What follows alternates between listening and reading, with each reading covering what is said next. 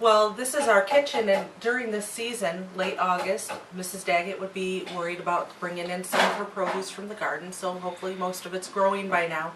But she's bringing things in to preserve them for the coming winter, and so she's going to be doing a variety of processes to preserve her food, either by pickling, drying, maybe sugaring.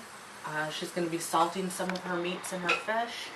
And you can see us going through that process right now. We have different herbs hanging up here. I believe this is sage right here. And then things like squash, for instance, or onions can be dried out and then saved in white linen bags like this and put away. And she could take out, for instance, a bag of squash or beans over the winter and throw them into a pot of soup.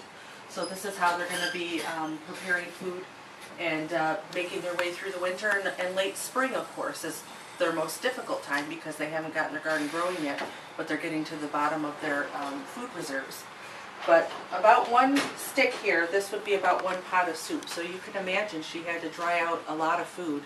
And so she would have different types of foods hanging all over the house, probably drying out, not just the little bit that we show you here, because they would have had to save a lot of food. Now, a lot of the spaces in the home are specifically reserved for storing food because you had to store so much. Up above here we've got a small space called a garret, which would be for cold food storage, maybe storing some of your salted meats up there. There would have been a cellar downstairs. We've got our buttery in the back, which serves like a pantry, and that would have specifically been built at the cooler end of the house where there's the least amount of sun, so you could store food back there.